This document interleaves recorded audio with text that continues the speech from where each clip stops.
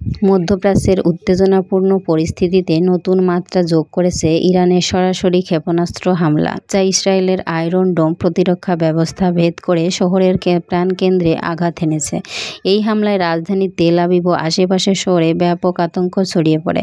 ইরানি ক্ষেপণাস্ত্রগুলো রাতের আকাশ চিরে ছুটে আসে এবং কিছু ক্ষেপণাস্ত্র আয়রন ডোম প্রতিরক্ষা ব্যবস্থায় চোখ এড়িয়ে গিয়ে শহরের ভেতরে বিস্ফোরণ ঘটায়।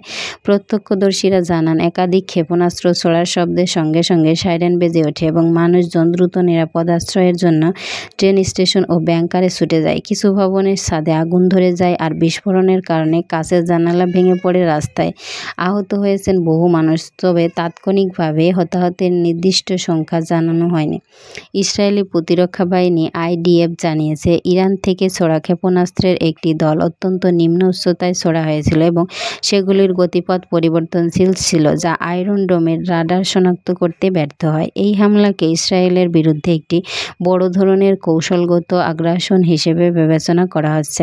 বিশ্লেষকরা বলছেন, আয়রন ডোম দীর্ঘদিন ধরেই ইসরায়েলের আত্মরক্ষার অন্যতম প্রধান স্তম্ভ হিসেবে কাজ করে আসছে, কিন্তু এই সাম্প্রতিক হামলা প্রমাণ করল আধুনিক প্রযুক্তি ব্যবহার করে এই ধরনের প্রতিরক্ষা ব্যবস্থাও ভেদ করা সম্ভব। ইরান সম্ভবত নতুন প্রজন্মের ক্ষেপণাস্ত্র ব্যবহার করেছে, যা রাডার ফাঁকি দিতে সক্ষম। ইসরায়েলি প্রধানমন্ত্রী জরুরি এক বার্তায় বলেন, আমরা এই আগ্রাসনের কঠোর জবাব দেব।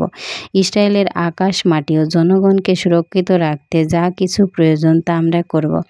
এই ঘটনার ফলে পুরো মধ্যপ্রাচ্যে যুদ্ধের সংখ্যা আরও তীব্র হয়েছে। আন্তর্জাতিক সম্প্রদায় উদ্বেগ প্রকাশ করেছে এবং দুই পক্ষকে সংযম দেখানোর আহ্বান জানিয়েছে। তবে পরিস্থিতি যেভাবে এগোচ্ছে তাতে করে আগামী দিনে আরও বড় সংঘর্ষের আশঙ্কা অস্বীকার করা যাচ্ছে না।